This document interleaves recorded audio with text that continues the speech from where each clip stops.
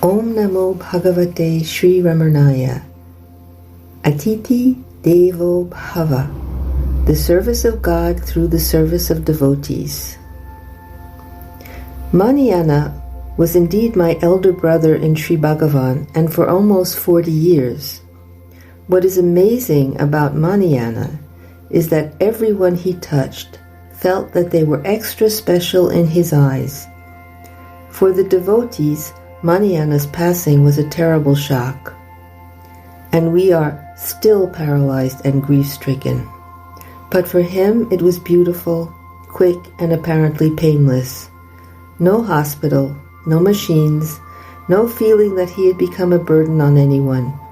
Just a natural end for a natural man. He went peacefully at Mangala Nivas, the family home in Ramananagar. What good fortune to shed the body at the feet of Arunachala, in Tiruvannamalai, the town where he had been born, and where he had dedicated his whole life in service of Sri Bhagavan through the ashram and the devotees. When devotees went to the house to honor Maniyana, as is done in the Hindu tradition, despite the grief, there was such a feeling of all-pervading peace. Maniyana was a skilled manager for the ashram. He was stern when he had to be, with both devotees and with ashram workers. But the main way he interacted with people was through immense love, and everyone felt it. It was beautiful to see how all the ashram workers adored him and carried out their tasks in the spirit of service to Bhagavan. I remember him recently telling some young new workers who were going to bring the carts of food for Narayanan Seva that they should always remember that this was not just simple distribution of food to the sadhus and poor people around the ashram. This was nothing less than supreme service to the Lord. Mani's immense love for people extended even beyond Ramana Bhaktas. People all over held him in great esteem. The love that poured forth in such abundance from the heart of Maniyana included animals, birds, trees, flowers and plants, and even insects like the ashram bees. Many times over the years, Mani would take me for a walk to show me a new tree or a new plant. He knew all the names of the ashram trees and plants, in Tamil, English, and the botanical Latin names as well. He loved the peacocks and always pointed out when they had had their little ones. He was extremely fond of all the cows and knew many of them by name as well.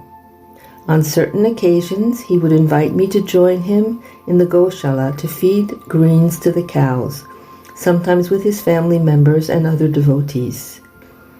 He would always recall how beholden the ashram is to cow Lakshmi, who gave birth to many calves and helped the Goshala grow into what it has become. When I was working in Europe during the late 80s and 90s, I could only come to the ashram as a visitor.